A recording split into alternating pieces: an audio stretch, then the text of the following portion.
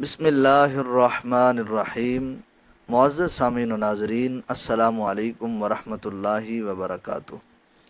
वालिदैन अपनी औलाद के साथ ज़िंदगी के हर शोबा में यकसा सलूक करते हैं।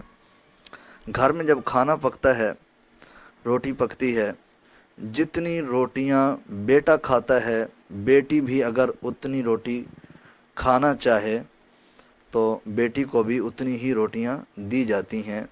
ये नहीं कहा जाता कि बेटे को 2 रोटियां मिलेंगी और बेटी को 1 रोटी मिलेगी, ये नहीं कहा जाता, बल्कि बेटी अगर 2 रोटियां खाना चाहे तो वालिदैन उसको भी 2 रोटियां ही देते हैं, और अगर उससे ज़्यादा भी खाना चाहे तो वालिदैन उसको उसकी ज़रूरत के मुताबिक फैसिलिटेट करते हैं।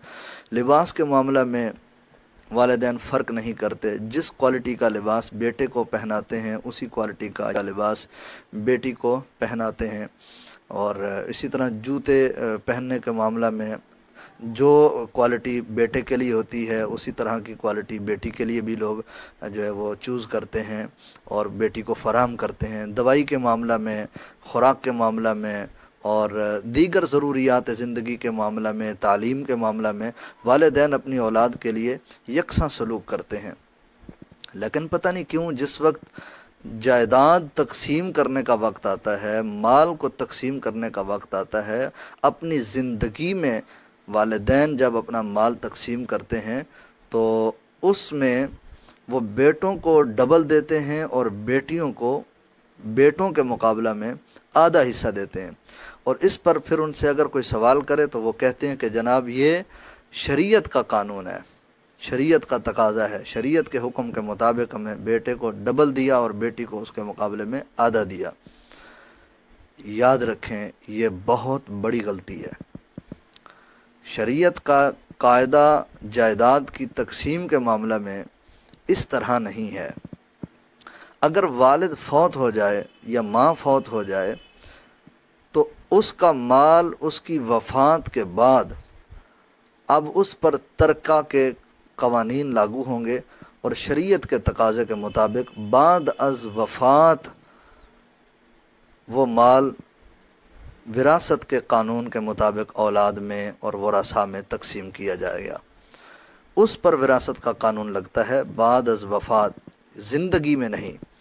ज़िंदगी में वालिदैन अगर वो माल तकसीम करना चाहें तो अदल का तकाज़ा ये है, जिस तरह अपनी औलाद पर ख़ुराक के मामला में, लिबास के मामला में, दीगर ज़रूरियात ज़िंदगी के मामला में आपने कोई फ़र्क नहीं किया और बेटे और बेटियों पर यकसा आपने ख़र्च किया है, इसी तरह इस मामला में भी अगर आप ज़िंदगी में माल को तकसीम कर रहे हैं, जायदाद को तकसीम कर रहे हैं, तो इस मामला में भी आप बेटे और बेटियों में किसी किस्म का फ़र्क न करें। और अगर आप फ़र्क करेंगे तो ये अदल के तकाज़ों के ख़िलाफ़ है। हमारे यहाँ, हमारे मुआशरे में ये बहुत बड़ा नासूर बन गया है ये मामला कि लोग इस किस्म के मामला में अपने बेटों को ज़्यादा नवाज देते हैं और बेटियों के साथ जुल्म करते हैं।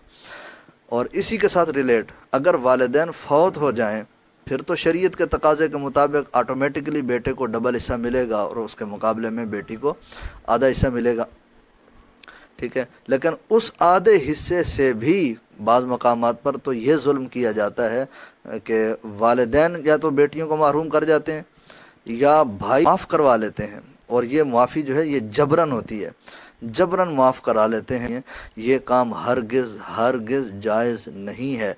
अल्लाह ताला की कायम करदा हुदूद की सराहतन मुखालफत है। लोगों का हक़ इस तरह मारा जाता है। हमारे माशरे के अंदर इस किस्म की ख़िलाफ़ वर्जियाँ, शरीयत के अहकामात को पामाल करना हमारे माशरे में अब दिन ब दिन आम होता चला जा रहा है। इस लिहाज से इस मसले को वाज़ेह करना, समझना इंतहाई ज़रूरी है। वफ़ात के बाद विरासत का कानून लागू होता है और वफ़ात से पहले ज़िंदगी में वालिद या वालदा अपनी जायदाद को या अपने माल को तकसीम करना चाहते हैं तो वो बेटे और बेटियों में बराबर तकसीम करें। यही सही तरीक़ाकार है।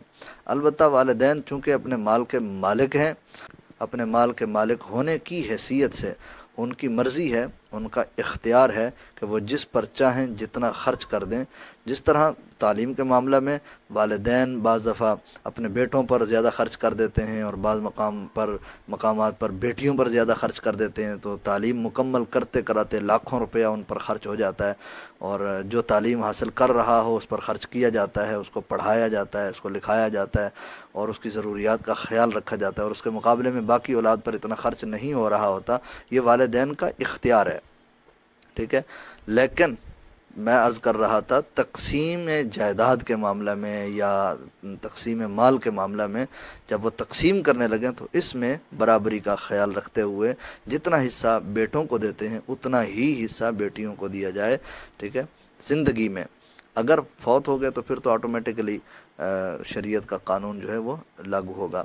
امید ہے آپ کو یہ مسئلہ نفس مسئلہ کی تمام تر حیثیت کے مطابق آپ کو سمجھ آ گیا ہوگا، اور اس مسئلہ کو سمجھ کر آپ آگے بھی شیئر کریں تاکہ دوسرے لوگ بھی اس مسئلہ سے آگہی حاصل کر سکیں۔